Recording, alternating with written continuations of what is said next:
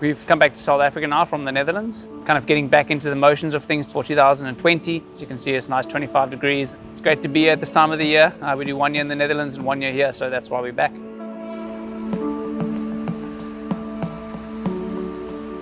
Spent a lot of time overseas and a lot of time out the suitcase and all that stuff, and so there's no one to turn to if things go wrong. You know, I've got my fiance, which is one person, but I don't have family and friends and all of that. So to come back to South Africa and just talk with people about something completely not related to what I'm doing is definitely the way of kind of switching off and just thinking about other things in life. Usual day in South Africa, we kind of do 3 training sessions. We'll do a swim in the middle of the day usually because it's so hot out. And yeah, seeing family and friends. The rest of the year I can't do that, so it's great to do that and go to the coffee shops I like, and yeah, now settling into a new house. So yeah, a lot of things happening at the same time. I'm approaching this season a little bit differently to others, just starting a bit slower, so make sure I'm strong and stable and not doing too much training in the first 3 weeks. I got injured the start of 2019, so I want to try and make sure I don't get injured in 2020. Doing a bit more gym than I usually do. It's quite a priority thing now. This year was maybe the first time I thought about maybe working with a sports psychologist. I think I had the biggest setbacks in 2019. And it continued for like 6 or 7 months. So, you know, it's a long time to be dealing with problems. I had a couple of things factoring in, stomach problems that were underlying that I didn't know about. So the mental side of things kind of went a bit as well. It was a big mess up. It kind of felt like it was going to happen, and you know, I was doing everything I could for it not to, but it ended up happening.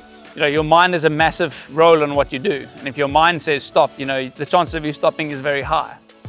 Afterwards, I decided to come back to South Africa to spend time with family and friends, and I'd kind of just had enough of, you know, the circuit and the rat race and stuff and everything. So came back home, took it easy. I think, you know, that's part of life. You know, there's always parts that don't go the way you want it to. You got to just look at it in the greater scheme of life. You know, there's obviously worse situations than you're in. You got to look at the positivities and things that you have, and not the things that you don't have and the things that you want. And I've got a great team of people that help me every single day. I think it's really important, you know, that the group around you keeps you honest.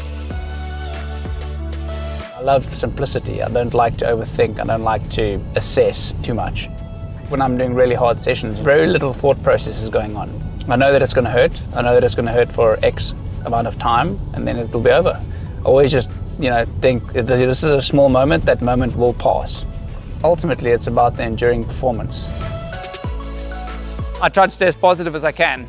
You know, I always find that that's really important. You know, things can be going badly, and if you stay really positive, you can still come out pretty well. I love being outdoors. I like being, you know, doing exercise, and so for me, it's like the perfect job. If you love what you're doing, you never work a day in your life. I think when you have some bad times, you know, the good times are all that much better when they happen. I'm super excited about the possibilities in Tokyo to be the best that I can be, you know, to go to speeds that I've never gone to and to do the best that I've ever done.